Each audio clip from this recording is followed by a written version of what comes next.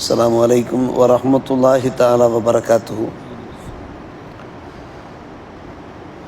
وعن وابصة بن معبد رضي الله تعالى عنه أنه قال أتيت رسول الله صلى الله عليه وسلم فقال جئت تسأل عن البر قلت نعم فقال استفت قلبك البر ما اطمأنت إليه النفس واطمأن إليه القلب والإثم ما حاك في النفس وتردد في الصدر وإن أفتاك الناس وأفتوك.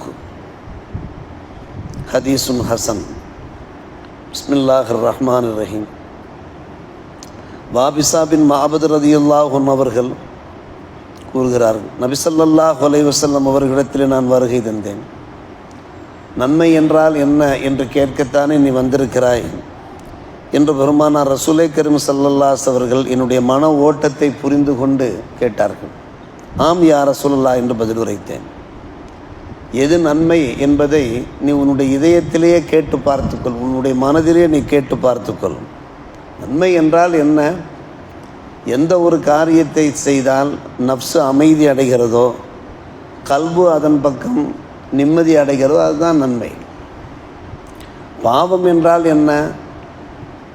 ஒன்றை செய்தால் அது உன்னுடைய மனசில் ஒரு உறுத்தலை ஏற்படுத்தும், உன்னுடைய உள்ளத்தில் ஒரு குறுகுறுப்பை ஏற்படுத்தும், அதுதான் பாவம்.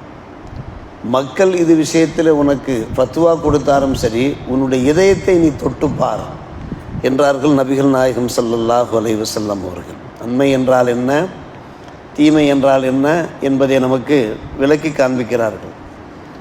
ஆம், வணக்க வழிபாடுகளில் ஈடுபடுகிறோம், நமக்கு ஒரு நிம்மதி கிடைக்கிறது. சமுதாய பணிகளில் ஈடுபடுகிறோம், ஒரு மன நிறைவு கிடைக்கிறது. குடும்பத்தினிடத்தில் இணக்கமாக நடக்கிற போது ஒரு சந்தோஷம் கிடைக்கிறது. அண்டை அயலாருக்கு உதவுகிற போது அதிலே ஒரு சாந்தி சமாதானம் கிடைக்கிறது. இது நன்மை.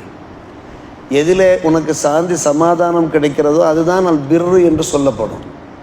அப்படி இல்லாமல் ஏதாவது ஒன்றை நீ செய்தால், ஏதாவது ஒன்றை நீ உண்டால், பருகினால், மனசில் ஒரு உறுத்தல் ஏற்படுமானால், குழப்பம் ஏற்படுமானால், நம்முடைய செயல் சரிதானா, நாம் உண்ட அந்த உணவு பானம் அது ஹலால் தானா என்ற ஒரு உறுத்தல் ஏற்பட்டாலே நீ உஷாராக ஆக வேண்டும் என்கிறார்கள் நபிகள் நாயகம் ஸல்லல்லாஹு அலைஹி வஸல்லம். நம்ம வீட்டிற்கு ஒரு உணவு வருகிறது, யார் கொண்டு வந்து கொடுத்தார் என்பதே நமக்கு தெரியவில்லை. கொடுத்தார்கள், வாங்கி வைத்தோம்.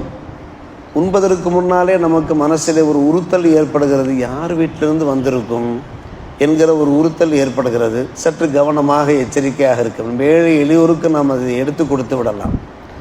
மனசில் ஒரு குறுகுறுப்பு ஏற்பட்டாலே நாம் சற்று உஷாராக ஆகிவிட வேண்டும். அது ஒரு பாவமாக இருப்பதற்கு வாய்ப்பு இருக்கிறது.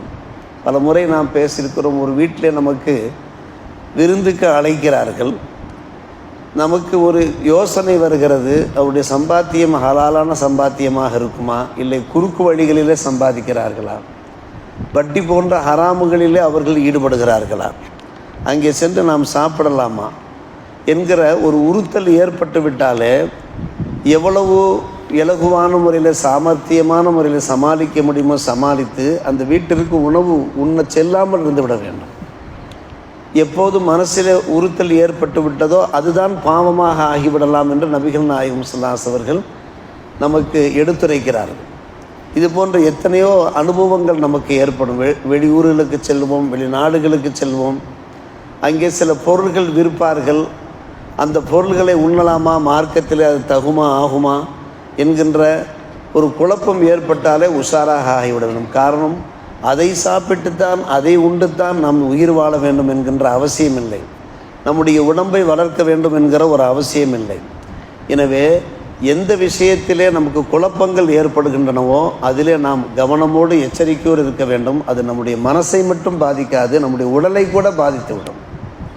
ஹராமான வேலைகளில் ஈடுபட்டோம் என்றால், ஹராமான உணவுகளை உட்கொண்டோம் என்றால் நம்முடைய இதயம் மட்டும் பாதிக்காது, நம்முடைய சரீரத்தையும் கூட அது பாதித்துவிடும். எனவே எச்சரிக்கையாக இருக்க வேண்டும். ஒரு மன வாழ்க்கையாக இருந்தாலும் சரி, ஒரு தொழில்துறையாக இருந்தாலும் சரி, தொழிலில் ஈடுபடுகிறது மிக மிக கவனமாக இருக்க வேண்டும். மன வாழ்க்கையிலும் இதோ ஒரு நிகழ்ச்சி நாம் கேள்விப்பட்டிருக்கலாம். பெருமானார் ரசூலே கரீம் ஸல்லல்லாஹு அலைஹி வஸல்லம் காலத்தில் உக்பா பின் அல் ஹாரிஸ் என்கிற நபித்தோழர் அபூ இஹாப் இப்னு அசீஸ் என்பவருடைய மகளை திருமணம் முடித்திருந்த நிலைமையில் வாழ்ந்து கொண்டிருக்கிறார்கள், தம்பதியாக வாழ்ந்து கொண்டிருக்கிறார்கள். அப்போது ஒரு பெண்மணி வந்து கூறுகிறார், உங்கள் இருவருக்கும் நான் பால் குடிப்பாட்டிருக்கிறேன் நீங்கள் குழந்தைகளாக இருக்கிற போது என்று. பால்குடி சகோதர சகோதரியாக இருக்கிறீர்கள், பால்குடி சகோதர சகோதரி திருமணம் முடிக்கக்கூடாது என்பது மார்க்க சட்டம், நீங்கள் எப்படி திருமணம் முடித்து வாழ்கிறீர்கள் என்று அந்த பெண்மணி திடீரென்று பேசுகிறார்கள். உக்பா ரலியல்லாஹு அன்ஹு அவர்கள் கூறுகிறார்கள், அந்த சஹாபி கூறுகிறார்கள், நீர் எங்களுக்கு பால் குடிப்பாட்டியதாக எங்களுக்கு விவரமே தெரியாது, அந்த தகவலை இது நாள் வரை நீ எங்களுக்கு எடுத்து சொல்லவும் இல்லை. திடீரென்று நாங்கள் வாழ்ந்து கொண்டிருக்கிற போது, கணவன் மனைவியாக தம்பதியாக வாழ்ந்து கொண்டிருக்கிற போது இப்படி ஒரு பாமை தூக்கி போடுகிறாயே என்று அந்த அம்மாவிடத்தில் பேசினாலும் கூட அவர்களுக்கு ஒரு உறுத்தல் ஏற்பட்டு விட்டது.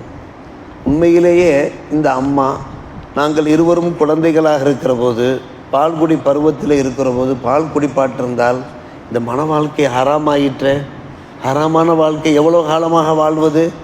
உறுத்தல் ஏற்பட்ட மாத்திரத்திலேயே மக்காவிலே வாழ்ந்து கொண்டிருந்த அந்த தம்பதியினர் மதீனாவிற்கு பயணப்படுகிறார்கள். பெருமானார் ரசூலே கரீம் ஸல்லல்லாஹு அலைஹி வஸல்லம் அவர்களை பார்த்து இது விஷயமாக ஆலோசனை கலக்க வேண்டும், தீர்வு என்ன என்று கேட்க வேண்டும் என்று மதீனா நோக்கி பயணப்படுகிறார்கள். வந்து கேட்டார்கள். பெருமானார் ரசூலே கரீம் ஸல்லல்லாஹு அலைஹி வஸல்லம் அவர்கள் பதில் உரைத்தார்கள், கைஃப வக்கது கீழே, எப்போது உங்களிடத்தில் இவ்வாறு சொல்லப்பட்டு விட்டதோ நீங்கள் எப்படி சேர்ந்து வாழ முடியும் என்று ஒற்றையை பதிலாக சொல்லிவிட்டார்கள். கைஃப வக்கீல, ஒரு வார்த்தைக்குள்ளே எல்லா விஷயமும் முடிந்து விட்டது. இவ்வளவு காலமாக வாழ்ந்து கொண்டிருந்தவர்கள் பிரிந்து விட்டார்கள். ஃபஃபாரகஹா உக்பா வனகஹத் ஜௌஜன் கைரா, அந்த பெண்மணி வேறொரு மணமகனை திருமணம் முடித்து கொண்டார் என்று நாம் பார்க்கிறோம். இங்கே ஒரு உறுத்தல், இதற்கு நிரூபணம் இல்லை. பெரிய மனிதர்களாக மாறிவிட்டார்கள், வாழ்ந்து கொண்டிருக்கிறார்கள். குழந்தை பிராயத்திலே பால் குடிப்பாட்டிய விஷயம் எப்படி அவர்களுக்கு தெரியும்? இந்த நிலையில்தான் எப்போது ஒரு உறுத்தல் ஏற்பட்டு விட்டதோ என்ன செய்கிறார்கள்? எச்சரிக்கையாக ஆகிறார்கள். உடனே மிகவும் கவனமாக இருக்கிறார்கள். அருமை சகோதரர்களே, பெரியவர்களே, அடிக்கடி நாம் கேட்டுக்கொண்டிருக்கக்கூடிய ஒரு அற்புதமான விஷயம், தஉமா யுரீபுக்க இலா மாலா யுரீபுக்க, உனக்கு எதை சந்தேகத்தை உண்டாக்குகிறதோ அதை விட்டுவிடு, சந்தேகம் இல்லாத விஷயத்திலே நீ திரும்பி சென்று விடு என்கிறார்கள் நபிகள் நாயகம் ஸல்லல்லாஹு அலைஹி வஸல்லம். உங்களுக்கு ஏதாவது ஒரு விஷயத்திலே ஒரு ரைபு ஏற்பட்டு விட்டது என்றால் அதை விட்டுவிட்டு ரைபு இல்லாத ஒரு விஷயத்தில், இன்றைய பாடத்தினுடைய ஒரு விஷயம் என்னவென்று கேட்டால், எந்த அளவுக்கு இந்த உலகத்திலே நாம் பேணுதலாக வாழ முடியுமோ, வர என்பார்கள் அரபியிலே, பேணுதலாக வாழ முடியுமோ அந்த பேணுதலான வாழ்க்கை வாழ வேண்டும். சத்திய சஹாபியில் நமக்கு வழிகாண்பித்திருக்கிற 4 குலஃபாக்கள், உமர் இப்னு கத்தாப் ரலியல்லாஹு அன்ஹு அவர்கள் என்ன செய்கிறார்கள்? பள்ளிவாசலுக்கு நிறைய கனிமத்து பொருள்கள் வந்திருக்கிறது, அதை பகிர்ந்து கொடுத்து கொண்டிருக்கிறார். முஹாஜிரீன அல் அவ்வலீன என்கிற முஹாஜிர்களுக்கு நபருக்கு 4000 வீதம் திர்ஹம்ஸ் கொடுத்து கொண்டிருக்கிறார்கள்.